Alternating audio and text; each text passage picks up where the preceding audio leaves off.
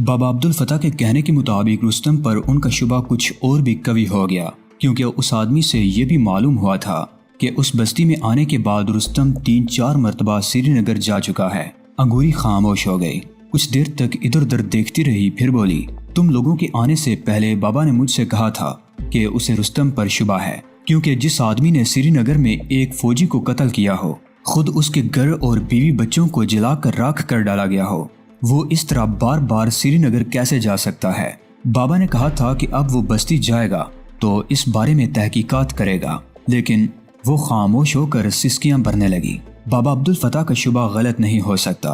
मैंने उसके खामोश होने पर कहा, इसका मतलब है कि अब हमें पहले उस बस्ती का ही रुख करना चाहिए। अगर ये साबित हो गया कि बाबा के खिलाफ मुखबरी उसने ही की थी, तो मैं बस्ती के चौक पर उसे फंदे से लटका दूंगा। तुम्हारा मतलब है कि अब तुम उस बस्ती में जाओगे? अंगूरी ने उलझी हुई नजरों से मेरी तरफ देखा। हाँ, मैंने इस बात में सर हिलाया। गद्दारों का पता लगना जरूरी है। बाबा अब्दुल फतह जैसे लोग हमारा सरमाया है, उनका नुकसान हमारे लिए नाकाबिले तलाफी है। अगर मुखबर का पता ना लगाया गया तो वो अंदर ही अंदर हमारी जड़ें काटता रहेगा। मैं चंद लम्हों को खामोश हुआ, फिर बोला, एक जमाना था जब मुसलमान आधी से ज्यादा दुनिया पर हुकूमत करते थे, लेकिन फिर अपनों ही की गद्दारियों की वजह से इस्लामी सल्तनत का शिराजा बिखरता गया और आज मुसलमान दुनिया भर में जलीलो खार हो रहे हैं। मुसलमानों की तबाही और बर्बादी में अपनों का ज्यादा हाथ है। इस वक्त वादी में आज़ादी की तहरीक जोरों पर है। मुजाहिदीन छापामार कार्रवाइयों में भारतीय फौज को नाकाबिले तलाफी नुकसान पहुंचा रहे हैं। भारतीय सूरमा हमारे मुजाहिदीन का मुकाबला नहीं कर सकते। अब वो वही हथकंडे इस्तेमाल कर रहे हैं। वो गद्दारों के जरिए हमारे काज को नुकसान पहुंचाने और हमारे हौसले पस्त करने की कोशिश कर रहे हैं। उन गद्दारों को उनके अंजाम तक पहुंचाना जरूरी है। अगर उन्हें छूट मिल गई तो मुजाहिदीन को जगह जगह भारी जानी नुकसान पहुंचेगा और हमारी तहरीक दम तोड़ देगी। हमें आज ही बस्ती पहुंचना होगा। लेकिन अगर रुस्तम बेकसूर निकला तो? अंगूरी बोली, बाबा अब्दुल फतह तजर्बाकार मुजाहिद था। उसकी जिंदगी जिहाद करते हुए गुजरी है। अगर उसे रुस्तम पर गद्दारी का शुबा था तो ये गलत नहीं हो सकता। लेकिन बिलफर्ज, मैंने अंगूरी की तरफ देखते हुए जवाब दिया, लेकिन बिलफर्ज रुस्तम पर शुबा गलत निकला और वो बेकसूर साबित हुआ, तो भी हम उस गद्दार को तलाश करेंगे। ये सिर्फ किसी मुखबरी ही का नतीजा है कि सिर्फ 4 फौजी बाबा को पकड़ने के लिए यहाँ आए थे। अगर उन्हें यहाँ मुजाहिदीन के किसी ठिकाने का शुबा होता तो सिर्फ 4 फौजी ना आते, पूरी पलटून आती। ठीक कह रहे हो, अंगूरी बोली। अभी चलें?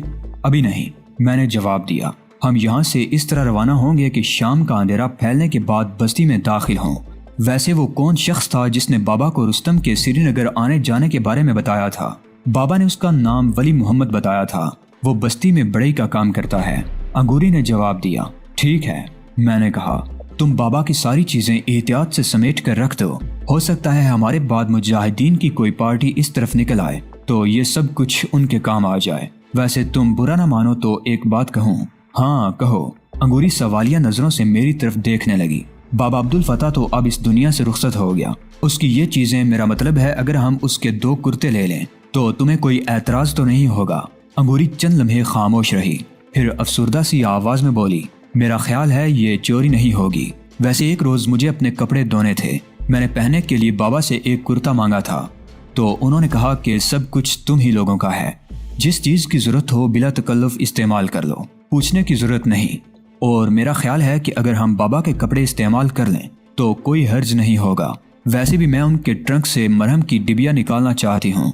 मैं जब उस दरिंदे से अपने आप को छुड़ा कर भागी थी तो कुर्ते से कोई नोकदार पत्थर चुभ गया था। जख्म तो मामूली सा है मगर अब तकलीफ सी हो रही है। मैं अंगूरी की बर्दाश्त की दाद दिए बगैर नहीं रह सका। वो इतनी देर खामोश रही थी और अब उसने अपनी तकलीफ का इजहार कर ही दिया था। हम दोनों उठकर ट्रंक के करीब गए जो झोंपड़े के एक कोने में पड़ा हुआ था। अंगूरी ने लरजते हाथों से वो पुराना सा ट्रंक खोला। उसमें 3-4 जोड़े धुले हुए रखे थे। अंगूरी ने एक जोड़ा मुझे दे दिया, नीले रंग की कमीज और उससे जरा हल्के रंग की शलवार। कमीज कंधों और पुश्त पर से घसी हुई थी। तुम भी जख्म पर मरहम लगाकर कपड़े बदल लो। मैं बाहर जा रहा हूँ चश्मे पर। पानी में एक गोता लगा लूंगा तो दिमाग की तपश भी कम होगी, मैंने कहा और कपड़े लेकर झोंपड़े से बाहर निकल गया। मैंने एक सब मशीन गन भी उठा ली और वहां से तकरीबन 15 गज दूर चश्मे पर पहुंच गया। गन किनारे पर रखी, इधर उधर देखते हुए कपड़े उतारे और पानी में कूद गया। पानी बहुत ठंडा था। एक लम्हा को तो कपकपी सी छिड़ गई। मैंने पानी में बैठकर जिस्म को मला। 2-3 غوطے لگائے اور باہر آ گیا۔ کپڑے پہن کر جب میں واپس آیا تو انگوری جھونپڑے کے سامنے کھڑی تھی۔ کیا بات ہے، تم نے کپڑے نہیں بدلے؟ میں نے پوچھا۔ میں بھی نہانا چاہتی ہوں، اب تم یہاں بیٹھ جاؤ اور تم زخمی ہو، پانی پڑنے سے۔ میں نے انگوری کی بات کاٹی تھی، اس نے میری بات کاٹ دی۔ کچھ نہیں ہوتا، وہ بولی۔ ان درندوں کے غلیظ ہاتھوں کا لمس محسوس کر کے مجھے کراہت ہو رہی ہے۔ اور ہاں، وہ ایک لمحہ کو خاموش ہوئی، پھر بولی، بابا کا خیال تھا کہ ہم دن کی روشنی پھیلتے ہی آ جائیں گے اور ہمیں بھوک لگ رہی ہوگی۔ انہوں نے ہمارے لیے چاول پکا رکھے تھے، پتیلی جھونپڑے کے پیچھے چولہے کے قریب رکھی ہوئی ہے۔ ٹھیک ہے، تم آؤ تو کچھ کھا لیں گے، بھوک لگ رہی ہے، میں نے جواب دیا۔ میں گن سنبھالے جھونپڑے کے سامنے بیٹھا رہا۔ میری نظر بار بار چشمے کی طرف اٹھ رہی تھی اور میں اپنے آپ کو اس حرکت پر سرزنش بھی کر رہا تھا۔ چشمہ بلندی پر تھا اور اس کے کنارے پر بیٹھے ہوئے کسی شخص کو بھی یہاں سے نہیں دیکھا جا سکتا تھا، مگر میرے خیال میں اس طرح دیکھنا بھی غیر اخلاقی حرکت تھی، اور اس غیر اخلاقی حرکت سے بچنے کے لیے میں رخ بدل کر بیٹھ گیا۔ انگوری تقریباً آدھے گھنٹے بعد آئی تھی۔ اس نے بابا عبدالفتاح کے ٹرنک سے نکالا ہوا جوڑا پہن رکھا تھا، میرون رنگ کی شلوار اور اسی رنگ کا لمبا سا کرتا جس کا گلا خاصا فراخ تھا۔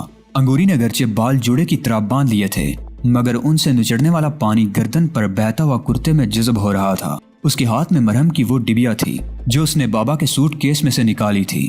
یہ مرہم بہت اثر انگیز ہے، وہ ڈبیا دکھاتے ہوئے بولی۔ عبداللہ کی ٹانگ پر چوٹ لگی تھی تو بابا نے یہی مرہم لگایا تھا، وہ 2 دن میں ٹھیک ہو گیا تھا۔ اس نے ڈبیا کرتے کے پہلو کی جیب میں رکھ لی اور جھونپڑے کے پیچھے جا کر پتیلی اٹھا لائی۔ پتیلی اوپر تک چاولوں سے بھری ہوئی تھی اور 5-6 آدمی پیٹ بھر کے کھا سکتے تھے۔ اس وقت شاید 12 بج رہے ہوں گے۔ سورج عین سر پر چمک رہا تھا، بھوک سے واقعی بری حالت ہو رہی تھی۔ انگوری نے ایک ہی پلیٹ میں چاول نکالے تھے، وہ پلیٹ ہم دونوں کے بیچ میں رکھی ہوئی تھی۔ انگوری انگلیوں میں چاول اٹھاتی، نوالا منہ میں رکھنے کے لیے ذرا سا آگے کو جھکتی تو میری گستاخ نظریں اس کے فراخ گریبان کے اندر تک رینگ جاتی۔ اس وقت میں بھول گیا تھا کہ ہم کس قسم کی صورتحال سے دوچار ہیں۔ میرے دماغ میں سنسناہٹ ہو رہی تھی اور کن پٹیاں سلگنے لگی تھی۔ کیا بات ہے، چاول کیوں نہیں کھا رہے؟ انگوری کی آواز سن کر میں جیسے ہوش میں آ گیا۔ او کچھ نہیں، میں نے کہا اور اس کے سامنے سے پلیٹ اٹھا کر وہاں سے دور ہٹ گیا۔ تم پتیلی میں ہی کھا لو، میں تمہارے سامنے بیٹھ کر نہیں کھا سکتا۔ میری بات کا مطلب سمجھ کر انگوری کا چہرہ تمتما اٹھا، نظریں جھک گئیں اور پھر اس نے پتیلی اپنی طرف کھینچ لی۔ کھانا کھانے کے بعد انگوری نے میرے والی پلیٹ دھو کر اور پتیلی ڈھک کر رکھ دی، اور اس کے بعد ہم دونوں جھونپڑے میں گھس کر بابا عبدالفتاح کی چیزیں سمیٹنے لگے۔ تمام کپڑے طے کر کے ٹرنک میں رکھ دیے۔ ٹرنک میں کچھ رقم بھی موجود تھی جسے ہم نے نہیں چھوا، باقی چیزیں بھی ٹرنک کے قریب ہی رکھ دی گئیں۔ میں باہر سے بھارتی فوجیوں کی تمام رائفلیں بھی اٹھا لایا۔ لیفٹیننٹ والا ریوالور میں نے اپنے پاس رکھ لیا۔ 2 رائفلیں ہم نے اپنے لیے منتخب کر لیں، ان کے میگزین چیک کیے اور ایک فاضل میگزین اپنے لباس میں چھپا لیا۔ یہ آٹومیٹک رائفلیں دراصل سب مشین گنیں تھیں جن سے طوفانی بارش کی طرح گولیوں کی بوچھاڑ کی جا سکتی تھی۔ سارے کاموں سے فارغ ہو کر ہم جھونپڑے کے باہر چٹائی پر بیٹھ گئے۔ مجھے اچانک ہی خیال آیا۔ میں نے قمیض کے نیچے شلوار کے نیفے میں اڑسا ہوا ریوالور نکال کر کھولا، اس میں صرف 3 گولیاں تھیں۔ میں اٹھ کر لیفٹیننٹ کی لاش کے قریب چلا گیا جو جاڑیوں میں اوندھی پڑی تھی۔ میں نے پیر سے اسے سیدھا کیا اور اس کے ہولسٹر کے فلیپ میں لگی ہوئی گولیاں نکال کر ریوالور میں بھرنے لگا۔ لاشوں پر لاتعداد مکھیاں بنبنا رہی تھیں۔ میں تحقیر آمیز نظروں سے لاشوں کو دیکھتا ہوا دوبارہ اپنی جگہ پر آ گیا۔ 5 بجے کے قریب ہم روانگی کے لیے تیار ہو گئے۔ تینوں شہداء کی قبروں پر جا کر فاتحہ پڑھی اور بابا عبدالفتاح کے جھونپڑے پر الوداعی نظریں ڈالتے ہوئے ایک طرف چل پڑے۔ اس بستی کو راستہ اس طرف سے جاتا ہے، چٹانوں کے اندر۔ انگوری نے ایک طرف اشارہ کیا، ہم اس طرف مڑ گئے۔ وہ بستی تقریباً 5 میل کے فاصلے پر تھی۔ راستہ خاصا دشوار گزار تھا اور میرا خیال تھا کہ ہم شام کا اندھیرا پھیلنے سے پہلے وہاں پہنچ جائیں گے۔ تقریباً 1 گھنٹے تک تو ہم اونچی نیچی چٹانوں پر اترتے چڑھتے رہے۔ مجھے حیرت تھی کہ اتنا بوڑھا ہونے کے باوجود بابا عبدالفتاح یہ خطرناک راستہ کیسے طے کیا کرتا تھا۔ بالآخر ہم چٹانوں سے نکل کر کھلی جگہ پر آ گئے۔ سامنے نشیب میں وسیع و عریض سرسبز وادی پھیلی ہوئی تھی اور مغرب کی طرف جھکتے ہوئے سورج کی دھوپ میں ایک سرمئی لکیر بھی چمکتی ہوئی نظر آ رہی تھی۔ وہ کوئی چوڑی ندی تھی جس کا پانی دھوپ میں چمک رہا تھا۔ چنار کے درخت باکثرت تھے، قدادم جاڑیاں تھیں۔ ہم سنبھل کر ان جاڑیوں میں نشیب کی طرف اترتے رہے۔ وادی میں اترتے ہی دان کے کھیتوں کا سلسلہ شروع ہو گیا۔ خوشبو سے پوری فضا مہک رہی تھی۔ کاشتکاروں کو فصل پکنے کے لیے ابھی کم از کم 2 مہینے انتظار کرنا تھا۔ میرا تعلق بھی کاشتکار گھرانے سے تھا۔ اور میں جانتا تھا کہ کشمیر کے کاشتکاروں کو زمین کا سینہ چیر کر اناج اگانے میں کتنی دشواریاں پیش آتی ہیں، اور اس جیسے علاقوں میں تو بہت زیادہ محنت کرنی پڑتی ہے۔ یہ کوئی میدانی علاقہ نہیں تھا جہاں کھیتوں کا تسلسل ہو، ایک آدھ کھیت کی جگہ قابل کاشت ہوتی، اس کے بعد پتھریلا میدان، پھر تھوڑی سی جگہ جہاں بیج ڈال دیا جاتا تھا۔ یہ دان کے کھیت بھی ایسے ہی تھے، کوئی اونچی جگہ پر اور کوئی بہت نشیب میں۔ ہم ان کھیتوں میں سے گزرتے ہوئے ایک چٹان کے ساتھ دائیں طرف گھوم گئے۔ ہمارے سامنے ایک گہری ندی تھی، اس کا پاٹ 200 فٹ کے قریب ضرور ہوگا، اور چٹانوں میں تقریباً 50 فٹ نیچے ندی کا پانی پرشور آواز کے ساتھ بہہ رہا تھا۔ میں ادھر ادھر دیکھنے لگا۔ ندی میں اترنے کا کوئی راستہ نہیں تھا۔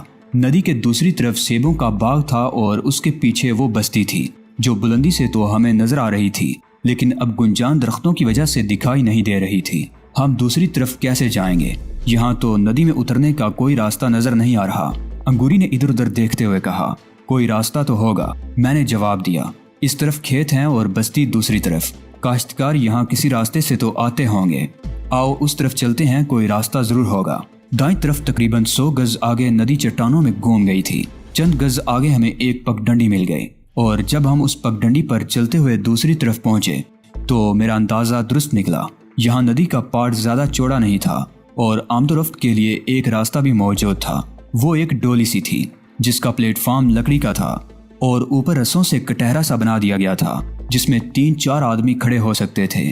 چٹان پر پلیٹ فارم سا بنا ہوا تھا جس پر لکڑی کی 2 موٹی موٹی بلیاں ستونوں کی طرح گڑی ہوئی تھی۔ ایک بلی ان پر افقی رخ پر ٹکی ہوئی تھی جس میں لوہے کی ایک ریل بھی پھنسی ہوئی تھی اور ایک موٹا رسا اس ریل پر لپٹا ہوا تھا۔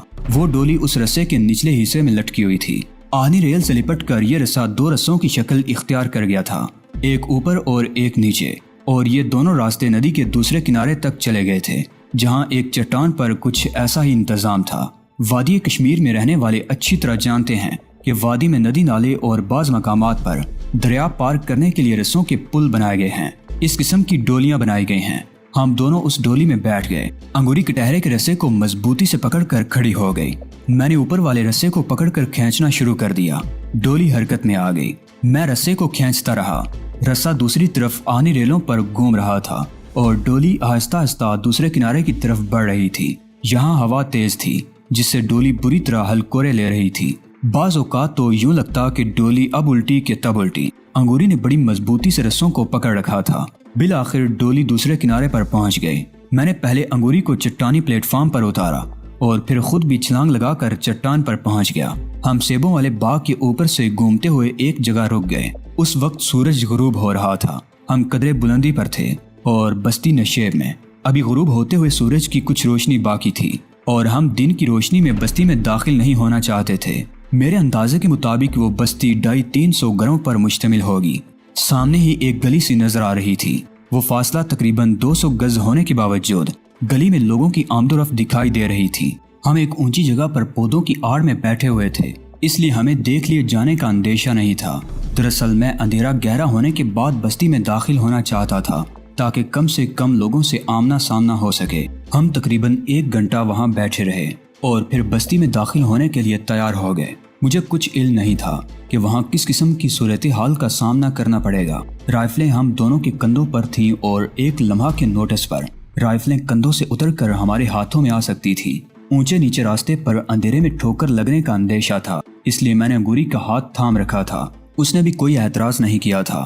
بستی کے پہلے مکان کے قریب پہنچ کر ہم رک گئے۔ مکان کے آنگن سے بکریوں کے ممیانے کی آوازیں آ رہی تھی۔ گلی میں اندھیرا تھا۔ میں نے اب بھی انگوری کا ہاتھ تھام رکھا تھا۔ ہم دونوں آہستہ آہستہ گلی میں چلتے رہے۔ اتفاق سے اس وقت گلی میں کوئی نہیں تھا، لیکن پھر اچانک ہی ایک گھر کا دروازہ کھلا اور 3-4 بچے برآمد ہوئے اور شور مچاتے ہوئے ایک دوسرے کے پیچھے دوڑتے چلے گئے۔ انہوں نے ہماری طرف توجہ نہیں دی تھی۔ غالباً تاریکی کی وجہ سے وہ نہیں دیکھ سکے تھے کہ ہم اجنبی ہیں۔ اور پھر سامنے سے 2 عورتیں آتی ہوئی دکھائی دی۔ ایک نے کسی شیر خوار بچے کو گود میں اٹھا رکھا تھا اور دوسری نے ٹوکری ہاتھ میں لٹکا رکھی تھی۔ وہ ہمارے بالکل قریب سے گزری۔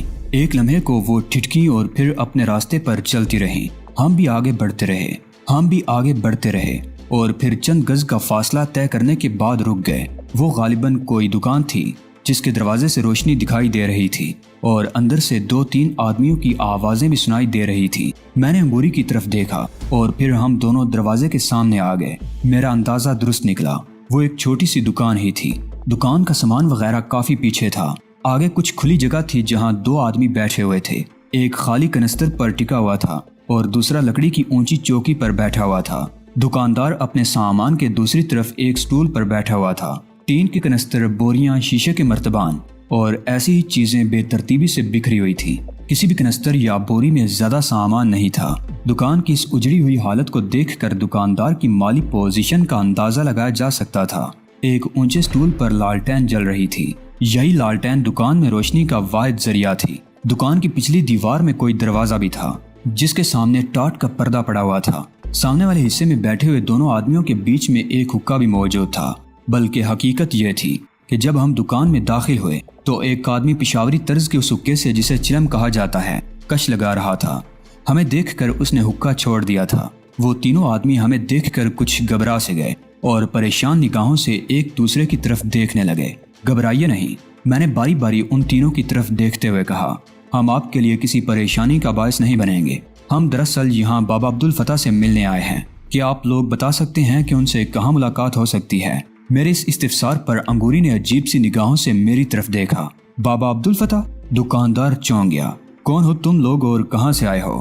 باقی دونوں آدمی بھی مشتبہ نظروں سے ہماری طرف دیکھ رہے تھے۔ ہم پر شک نہ کریں۔ میں نے باری باری ان تینوں کی طرف دیکھا اور پھر اپنے اور انگوری کے بارے میں بتانے لگا۔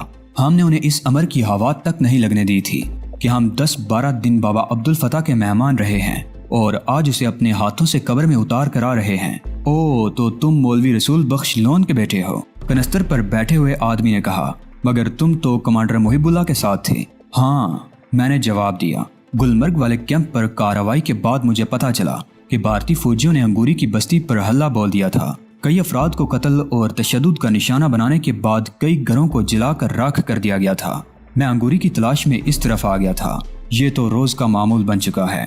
اس شخص نے گہرا سانس لیتے ہوئے کہا، بے گناہوں کو تشدد کا نشانہ بنا کر قتل کر دیا جاتا ہے اور گھروں کو آگ لگا دی جاتی ہے۔ تم لوگ بابا عبدالفتح سے ملنے آئے ہو، مگر وہ تو بستی میں نہیں ہے۔